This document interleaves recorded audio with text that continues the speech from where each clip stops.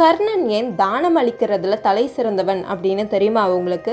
ஒரு நாள் தர்மர் கிருஷ்ணர்கிட்ட போய், நாங்களும் தான் நிறைய தான தர்மம்லாம் செய்கிறோம், ஆனால் கர்ணனுக்கு மட்டும் ஏன் கொடைவள்ளல் அப்படின்னு எல்லாரும் சொல்கிறாங்க அப்படின்னு கேட்டாரு. அதுக்கு கிருஷ்ணன் ஒரு தங்க மலையை காட்டி, இந்த மலையை இன்னைக்கு சூரியன் அஸ்தமிக்கிறதுக்குள்ள நீ தானம் செய்யணும் அப்படின்னு சொன்னாரு. தர்மரும் அவரால் முடிஞ்ச வரைக்கும் தானம் கொடுத்துக்கிட்டே தான் இருந்தாரு. சாயந்தரம் முடியறதுக்குள்ள பாதி மலையை கூட தானம் கொடுக்க முடியல. சூரியன் அஸ்தமிக்கிறதுக்கு இன்னும் 5 நிமிஷம் தான் இருந்தது. அப்ப கிருஷ்ணர் கர்ணனை கூப்பிட்டு சூரியன் அஸ்தமனம் ஆகிறதுக்குள்ள இந்த மலையை தானம் செய்யணும் அப்படின்னு சொன்னாரு. யோசிக்காம கர்ணன் சுத்தி முத்தி பார்த்துட்டு அங்க இருந்த ஒரு பெரியவரை கூப்பிட்டு மொத்த மலையும் தானம் கொடுத்தான்.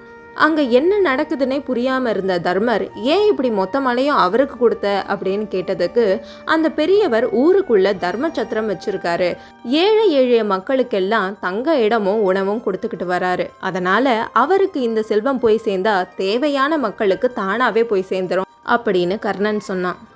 அப்ப கிருஷ்ணர் தர்மர்கிட்ட சொன்னாரு, இப்ப தெரியுதா அவன் ஏன் கொடை வள்ளலா இருக்கான் அப்படின்னு.